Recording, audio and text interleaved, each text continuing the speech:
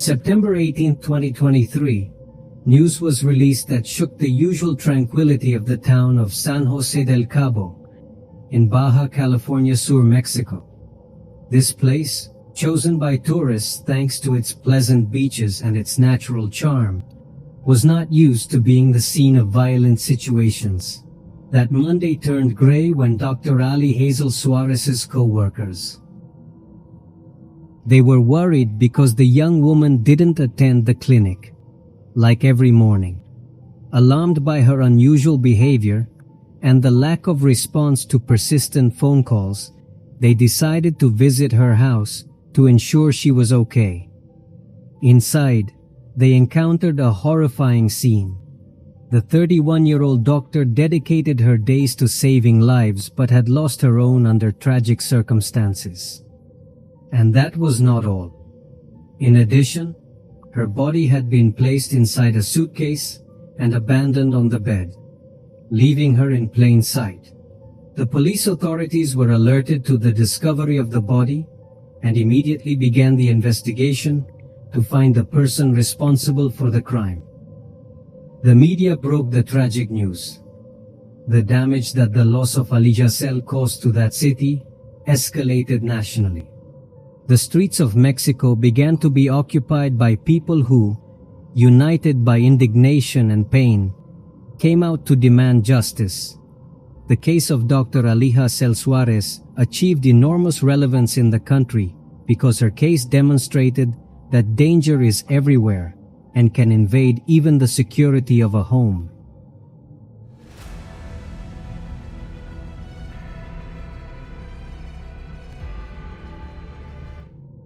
Jasael Suarez was born on May 19, 1992, in a small city in the south of the state of Baja California called Santa Rosalia. Although very little information about her life was revealed to maintain her integrity, her family and friends described her as a cheerful, kind, and generous young woman. It is also known that she was fond of social networks and that she used that medium to share her humor with her followers. Her frequent visits to the beach and her great talent for singing. But Ali Jasael's true interests ran much deeper than what he showed on his networks. The young woman had a vocation for saving lives and helping people. Therefore, at the end of school, she was already clear that she wanted to study medicine. However, this decision represented quite a challenge for Ali Jasael, since she was very close to her family and for the first time had to be separated from them. In his hometown, there was no university where he could rein in his passion. Thanks to his effort and determination, he managed to graduate with a degree in medicine from the Autonomous University of Baja California. And despite not seeing each other daily, communication with his family was constant. Since then, she has dedicated herself fully to the care of her patients as a general practitioner at Clinic 38 of the Mexican Social Security Institute in San Jose del Cabo. There he had to go through as a health worker the dizzying COVID-19 pandemic that hit the entire world at the beginning of 2020. According to her co-workers, from the beginning she stood out as a professional dedicated to her patients, who carried out her tasks with total dedication, responsibility, and happiness. But far from being satisfied with all the achievements achieved, she was willing to continue growing in her career and expand her knowledge. He hoped in the near future to continue studying to specialize in cardiology. At 31 years old, Ali Jasael was preparing to continue fulfilling all her goals, one to one, until she achieved the professional future she had fantasized about since she was little. All the steps that she had planned to take were taken in the best way in every place where she worked. Everyone spoke well of her. She was a person dedicated to always giving her best. But in September 2023, her dreams were snatched along with her life. During the morning of September 18, 2023, the hallways and treatment rooms of the Mexican Social Security Institute began to fill with concern as minutes turned into hours, and Dr. Ali Jasael Suarez, he still didn't show up for his patient-to-patient workstation.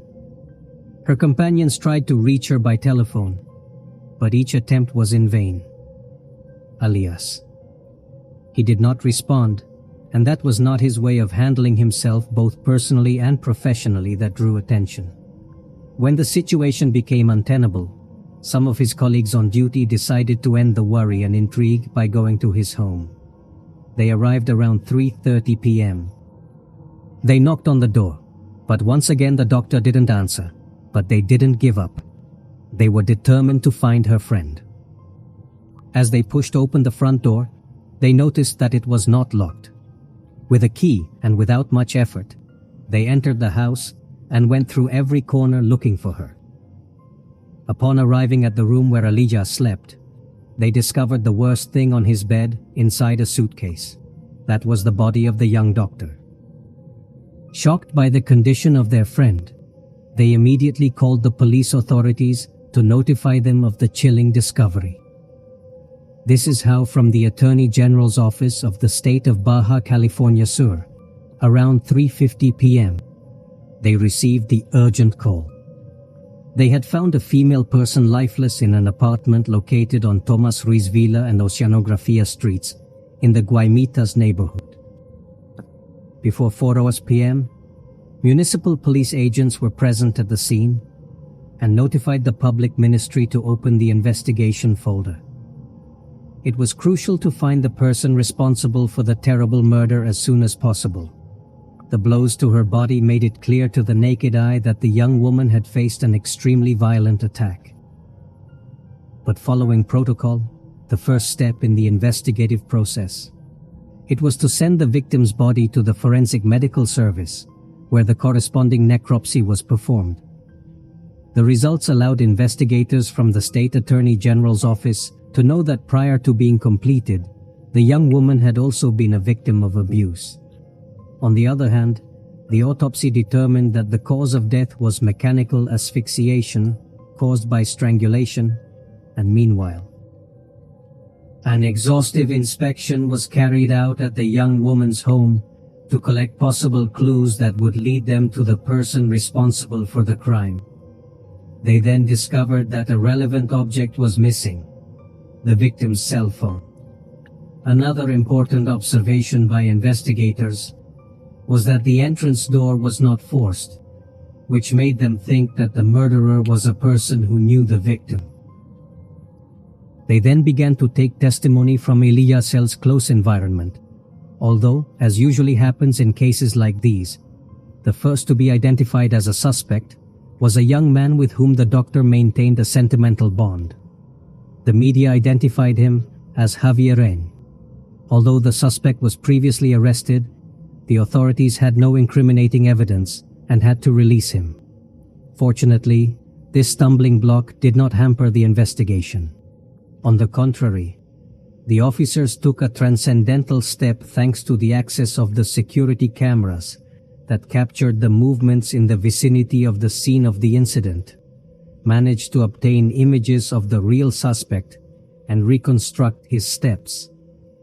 In a first video, a man with long hair and dark sloppy clothes was seen getting into the vehicle that Elias owned. Then he left the scene in the car. Investigators followed the route with cameras installed in the city and discovered that the suspect had driven towards a shopping center.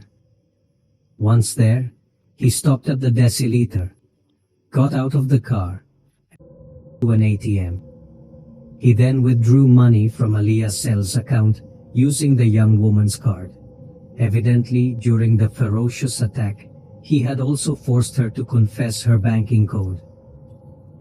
When he accomplished his task, he left the place. Before leaving the car abandoned, he took some objects, waited until no one saw him, and left on foot.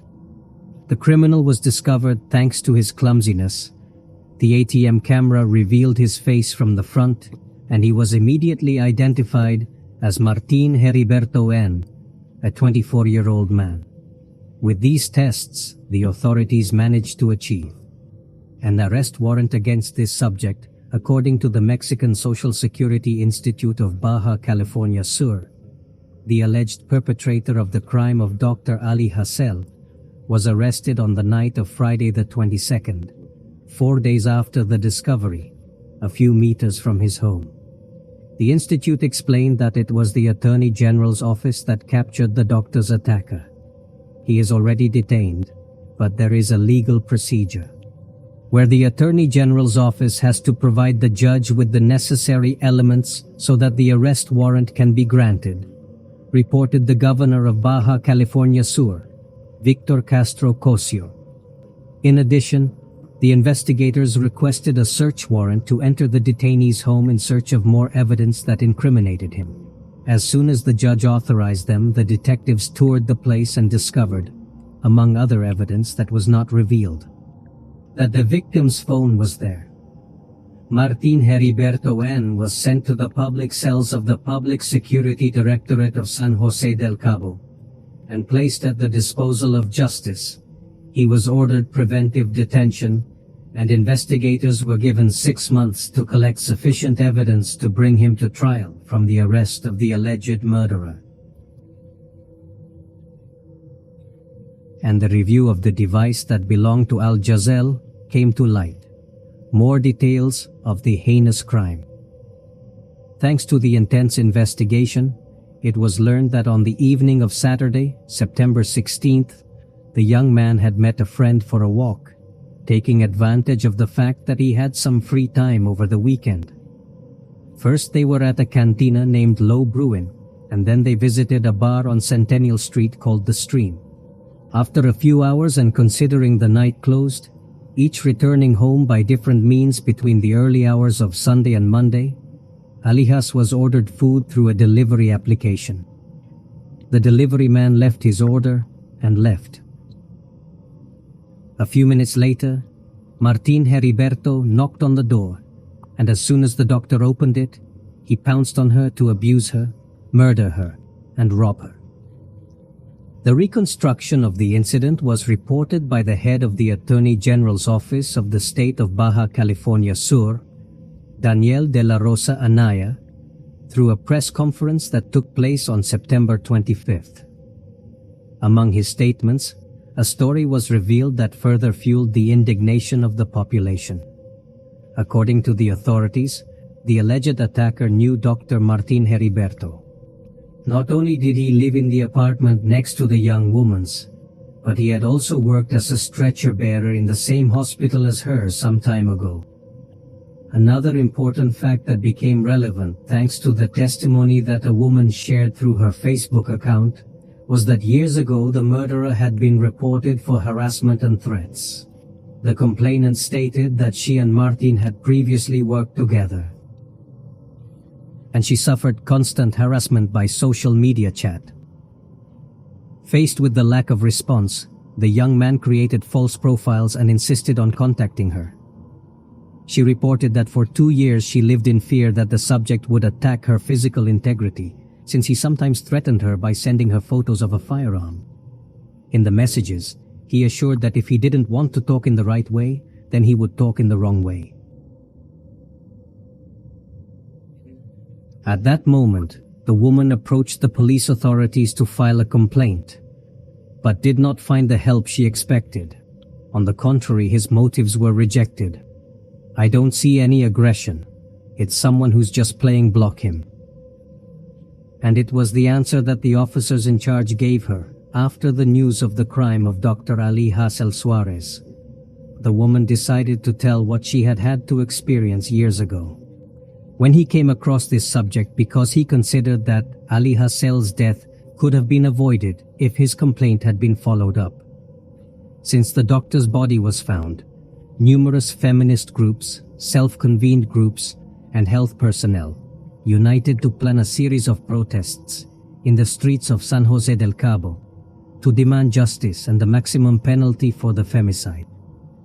The first demonstration took place on 20th of September. Hundreds of people marched from the Mexican Social Security Institute, where the young woman worked, to Plaza Mijares. Among the angry chants stood out the slogans, "Not one more, not one less," and "Justice for Dr. Suarez." When speaking with the participants who led the marches, they commented on their concerns in the case. We want our voice to be heard, so that the atrocity they did to our colleague does not go unpunished.